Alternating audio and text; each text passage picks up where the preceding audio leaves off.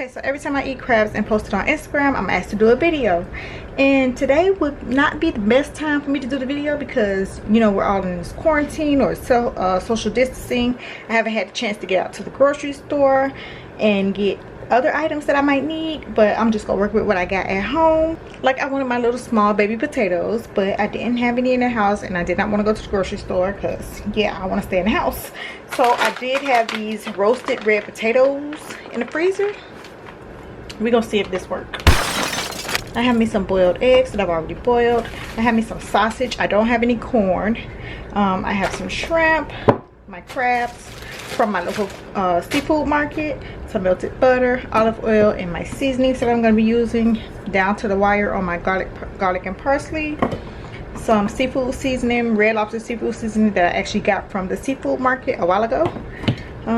Cayenne pepper and seasoned salt. I don't use regular salt much. I'd rather use seasoned salt. Let's get to it.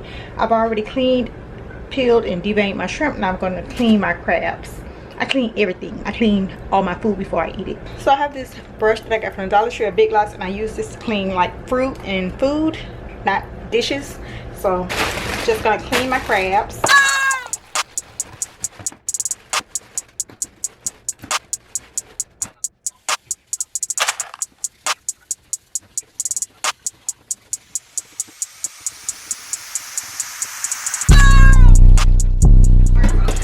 See all this stuff.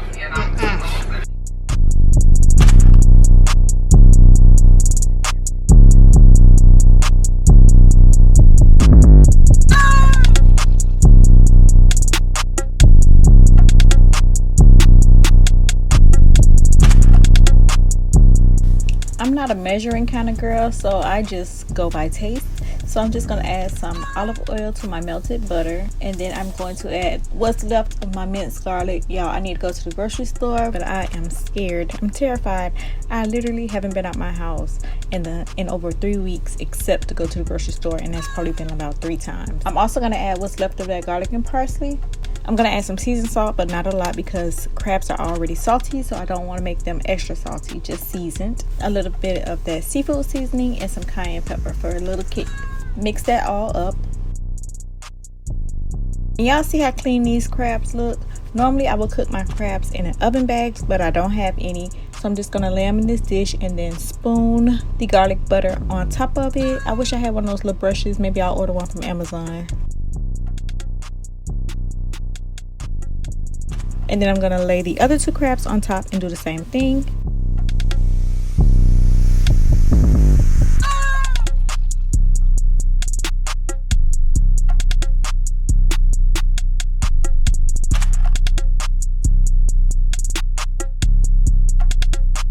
And then I'm going to cover my dish with aluminum foil and put it in the oven for 25 minutes. That's all you need is 25 minutes. You don't want to overcook them. You don't want to dry them out. And you want to break them and the meat come out the shell, not have the meat be stuck in the shell. That's what happens when you overcook them. So 25 minutes in the oven is perfect.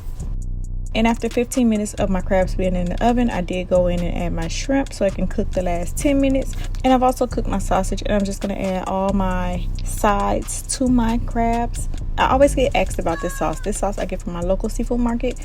I don't use it all the time. Sometimes I just leave it how I have it and then eat it with like lemon, butter, and hot sauce.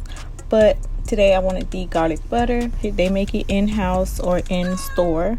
And I just pick it up when I get crabs, and it's just their homemade garlic butter, and it has like parsley and olive oil, butter, garlic. That's it, I think. And I'm just gonna mix everything together. It's looking real good. Wish I had this right now while I'm editing, but this is long gone.